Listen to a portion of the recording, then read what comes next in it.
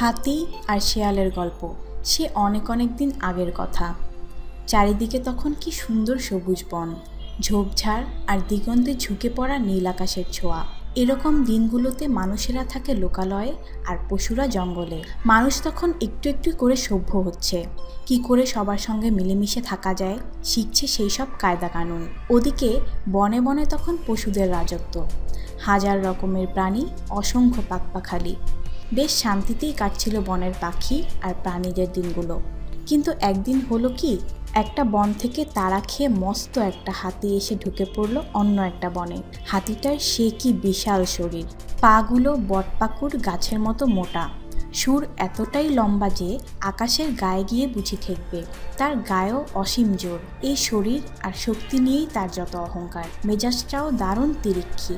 তো যেই না হাতিটার ওই বনে ঢোকা, অমনি শুরু হয়ে গেল তোলপাড়। নতুন অতিথি এসেছে, সবাই স্বাগত জানাবার জন্য প্রস্তুত হচ্ছে।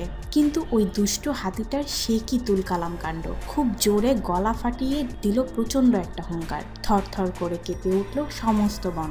গাছে গাছে পরম নিশ্চিন্তে বসেছিল যেসব পাখি, তারা ভয়ে ডানা ঝাপটাতে শুরু করলো। মাটির তলায় লুকিয়েছিল যে ইঁদুর, গুবরে পোকার দল, বুঝতে চাইল কি এমন ঘটলো যে এমন করে কেঁপে উঠল মেদিনী।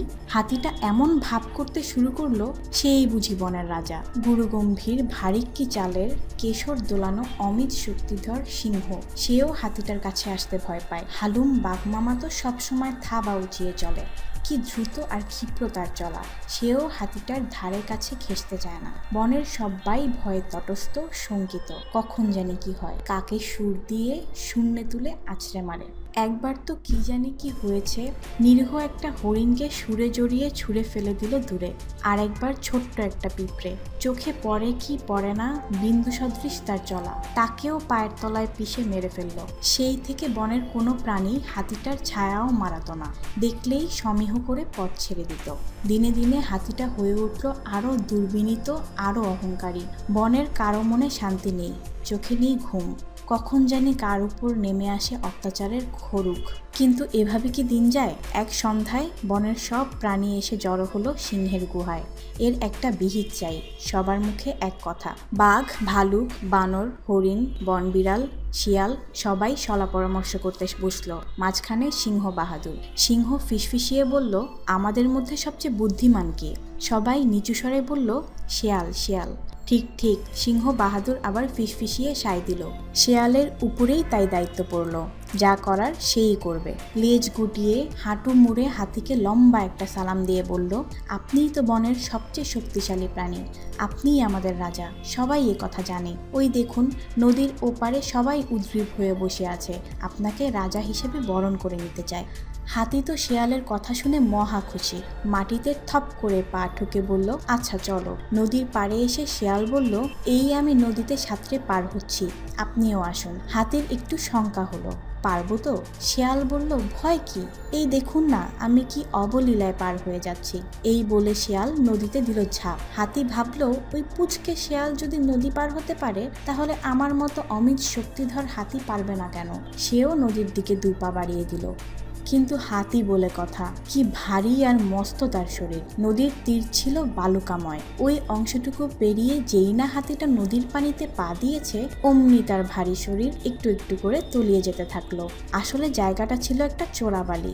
এর ওপরটায় মাটি বা বালি আছে বলে মনে হলেও এর তলায় লুকিয়ে থাকে গর্ত। হাতি সেই গর্তে তলিয়ে যেতে যেতে বাঁচাও বাঁচাও বলে চিৎকার করতে থাকলো। বলল, শিয়াল ভাইয়া, আমাকে বাঁচাও। শিয়াল ততক্ষণে নদী পার হয়ে তীরে উঠে এসেছে। বনের সমস্ত প্রাণী তার পিছনে এসে দাঁড়ালো। শিয়াল বলল, তোমাকে বাঁচাবো আমরা? এতদিন তোমার অত্যাচারে আমরা কেউ বনে শান্তিতে একবেলা ঘুমোতেও পারিনি, তাই তোমাকে শাস্তি দেওয়ার জন্যই তো নদীতে নিয়ে এসেছি।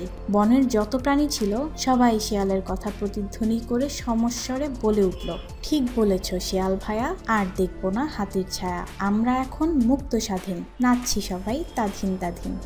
শব্দের অর্থ জেনে নেই ও নতুন বাক্য তৈরি করি। দিগন্ত, প্রান্তরের শেষে আকাশ যেখানে গিয়ে মাটির সঙ্গে মিশে গেছে বলে মনে হয়। দিগন্তের ওপারে কি আছে কেউ জানে না। অহংকার, নিজে অনেক বড় কেউ এরকম মনে করা। অহংকার পতনের মূল।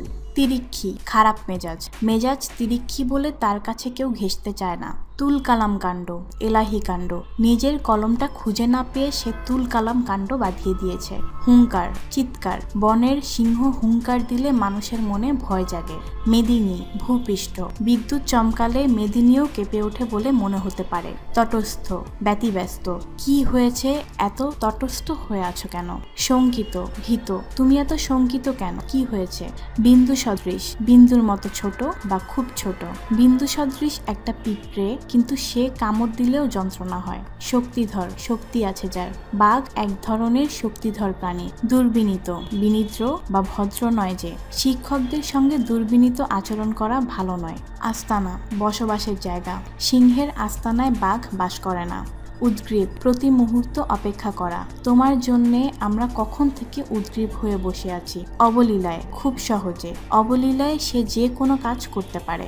সমস্বরে, একসঙ্গে শব্দ করা বা কথা বলা। সমস্বরে গলা মিলিয়ে জাতীয় সঙ্গীত গাইতে হয়। প্রশ্নগুলোর উত্তর বলি ও লিখি। অনেকদিন আগে মানুষ কি শিখছিল? অনেকদিন আগে মানুষ কি করে সবার সঙ্গে মিলেমিশে থাকা যায় সেই সব কায়দা কানুন শিখছিল। হাতিটা দেখতে কেমন ছিল? হাতিটার ছিল বিশাল শরীর, পাগুলো বটপাকুড় গাছের মতো মোটা, আর সুর এতটাই লম্বা ছিল যে আকাশের গায়ে গিয়ে বুঝি ঠেকবে। হাতিটা বনে ঢুকে কি ধরনের আচরণ করেছিল? হাতিটা বনে ঢুকেই তুল কালাম কাণ্ড শুরু করে দিয়েছিল। খুব জোরে গলা ফাটিয়ে দিল প্রচণ্ড একটা হুঙ্কার। হাতির আস্তানায় ঢুকে শেয়াল হাতিটাকে কিভাবে কি বলেছিল? হাতিটার আস্তানায় ঢুকে শেয়াল প্রথমেই লেজ গুটিয়ে হাঁটু মুড়ে হাতিকে লম্বা একটা সালাম দিল এবং বলল, আপনিই তো বনের সবচেয়ে শক্তিশালী প্রাণী, আপনিই আমাদের রাজা। সবাই কথা জানে। ওই দেখুন, নদীর ওপারে সবাই উদ্গ্রীব হয়ে বসে আছে, আপনাকে রাজা হিসেবে বরণ করে নিতে চায়। অহংকারী ও অত্যাচারের পরিণাম শেষ পর্যন্ত কি হয়?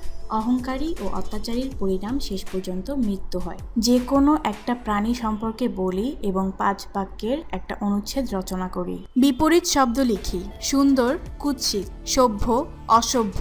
শান্তি, অশান্তি। অহংকার, নিরহংকার। দুর্বিনীত, বিনীত। বুদ্ধিমান, বোকা। ভয়, সাহস। শক্তিশালী, দুর্বল। ধনী, প্রতিধ্বনি। স্বাধীন, পরাধীন। কর্ম অনুশীলন।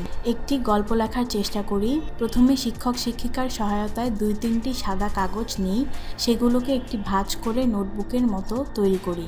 এখন প্রত্যেকটি কাগজের এক পাশে নিচের দিকে অর্ধেক থেকে গল্প লেখা শুরু করি, আর উপরের অর্ধেকে নিজের খুশি মতো ছবি আঁকি। লেখা শেষে উপরে একটা কভার পৃষ্ঠা যোগ করি। সে পৃষ্ঠায় গল্পের একটা নাম দিই ও লিখি। নিজের নাম লিখি এবং ইচ্ছা মতো ছবি আঁকি। এভাবে নিজের লেখা একটি গল্পের বই তৈরি করি।